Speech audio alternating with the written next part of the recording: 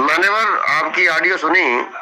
आपने कहा जो भी ईश्वर काल्पनिक है, जैसे राम है, विष्णु है, शिव है, और जो लोग उनको पूजा करते हैं, और कोई लोग जो उनको मानते नहीं, उनको काल्पनिक मानते हैं, उनसे वो नफरत करते हैं। भाई साहब, पहली बात तो ये है कि वो नफरत नहीं करते हैं, वो नफरत नहीं करते हैं। आपके विचार गलत हैं।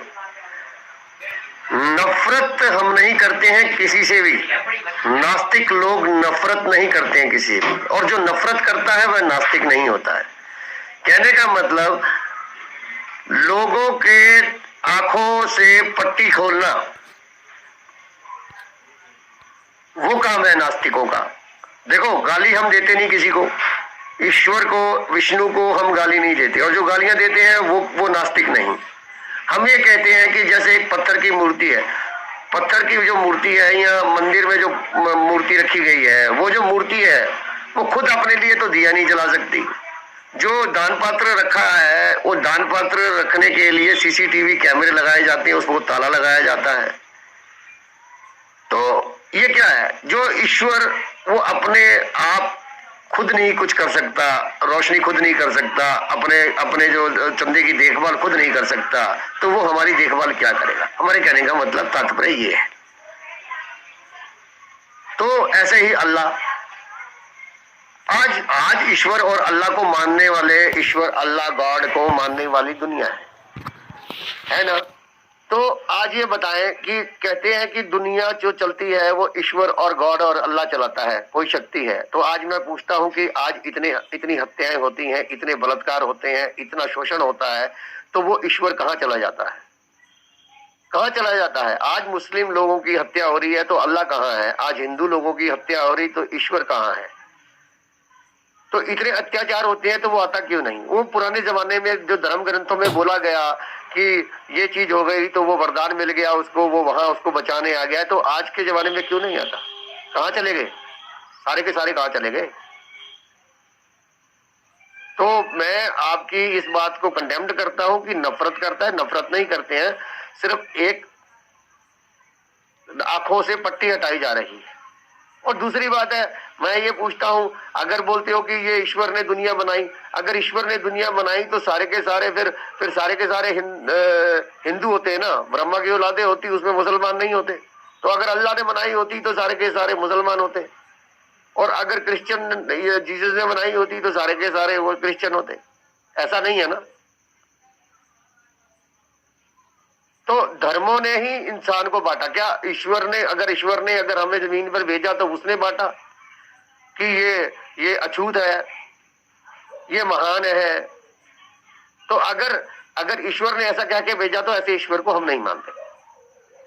और ऐसे धर्म ग्रंथों में जहां शोषण किया गया है, जैसे धर्म ग्रंथों में बताया गया है कि शूद्र सेवा के लिए पैदा हुआ है, ब्राह्मण जो है वो पूजनीय है, तो तुलसीदास के श्लोक भी पढ़ लो, देख लो रामचरितमानस में क्या लिखा हुआ है। तो जो ऐसे धर्म ग्रंथ है, जो पहले लोग क्या थे, धर्म ग्रंथों को पढ़ते नहीं थे, समझते नहीं थे, आज पढ़ के समझते हैं, तार्किक होते हैं, तो सवाल करते हैं ना जनाब।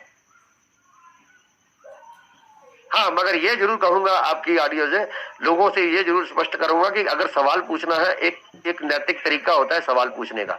किसी की आस्था पर अगर सवाल करना है तो सवाल करने का एक तरीका होता है, उस तरीके से सवाल किए, दैट्स ऑल। उसको अपशब्द भाषा इस्तेमाल करके सवाल मत करें। तो सवाल करने का एक तरीका है, लॉजिक है। आप किस तरीके से आप किसी से प्रश्न करते हैं, ये कहूंगा। बाकी बहुत सी बातें हैं जो कह सकता हूं, लेकिन मेरे ख्याल से इतना ही काफी है।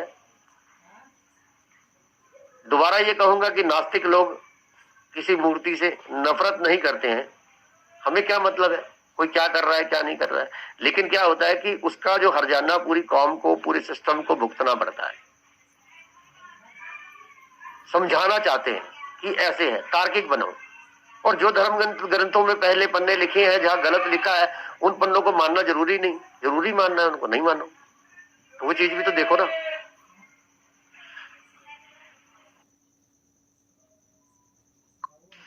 राम कृष्ण दोनों काल्पनिक थे, चलो हाँ मान लेते हम काल्पनिक थे, कि मान लिया जो भी कहो आप कि दोनों काल्पनिक थे। तो काल्पनिक पात्रों से नफरत कैसी या भक्ति कैसी? कोई एक पत्थर को देखकर एक आदमी उसे उसके सामने सिर झुकाता है और दूसरा उसको नफरत करता है, तो दोनों एक जैसे ही हुए ना, दोगले ही हुए। वैसे मान लो ये होलिका वाला प्रश्न है कि भाई भक्त प्रहलाद या जो भी प्रहलाद था या होलिका थी, होलिका देवी थी, जो भी थी, या जो मतलब कि वो भक्त प्रहलाद विष्णु जी का भगवान मानता था, उसको सबका अपना मानता था और उसके पिता को ये सब अच्छा नहीं लगता था, बरोबर। तो विष्णु काल्पनिक थे तो ये आए कहाँ से? तो भक्त प्रहलाद किसका भक्त था? काल्पनिक थे तो भक्त प्रहलाद भक्ति किसकी करता था? जो उसको पिताजी को नहीं अच्छा लग रहा था। या काल्पनिक है या सही है, मतलब दोगले ये जो बोलते हैं ना कि भाई ये भक्त प्रहलाद मतलब कि विष्णु को हम नहीं मानते, वो सब काल्पनिक थे। एक तरफ आप कह रहे हो कि काल्पनिक थे, रामकृष्ण विष्णु शंकर जो भी सब काल्पनिक थे, तो आप काल्पनिक पात्रों से नफरत कैसे कर सकते हो? जैसे प्यार नहीं कर सकते, तो एक तरफ है जो प्यार करता है, भक्ति करता है, तो दूसरी तरफ वो लोग भी है ना जो नफरत करते हैं, तो दोगले हुए ना, बरोबर। किसी एक इंसान से किसी को प्यार है तो किसी को नफरत है, तो इंसान है ना, मतलब के कोई ऐसी तो बात नहीं है कि नहीं है।